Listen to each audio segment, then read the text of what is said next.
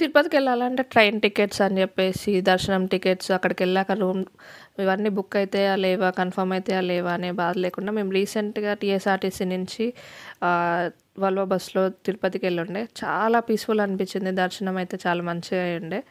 ఇదొచ్చేసి one day package అంటారు. Per person 4500 ఉంటుంది. హైదరాబాద్‌లో డిఫరెంట్ డిఫరెంట్ పికప్ పాయింట్స్ ఉంటాయి. అండ్ ఈవినింగ్ అనేది జర్నీ స్టార్ట్ అవుతుంది. నెక్స్ట్ డే మార్నింగ్ 6:00కి మనం తిరుపతి రీచ్ అవుతాము. తిరుపతి రీచ్ అయ్యాక మనకి రూమ్ అనేది ఇస్తారు ఫ్రెష్ అవ్వడానికి. ఫ్రెష్ అయిపోయి ఒక ప్లేస్‌కెళ్ళాక అక్కడి నుంచి ఆ లోకల్ బస్‌లో గుట్టపైకి తీసుకెళ్తారు. ఎవరైతే గుండు చేపించుకోవాలనుకుంటున్నారో వాళ్ళని ఒక పాయింట్ దగ్గర దింపేసి మిగతా వాళ్ళని దర్శనం క్యూలో నిలబెట్టేస్తారు. గుండు చేపించుకున్న వాళ్ళని జీప్‌లో రమ్మంటారు. పర్ పర్సన్ 70 రూపీస్ ఇస్తే పైన దింపేస్తారు. వాళ్ళని మళ్ళీ దర్శనం లైన్‌లో నిలబెట్టి దర్శనం అయిపోయాక మళ్ళీ రూమ్ ఇస్తారు ఫ్రెష్ అవ్వడానికి.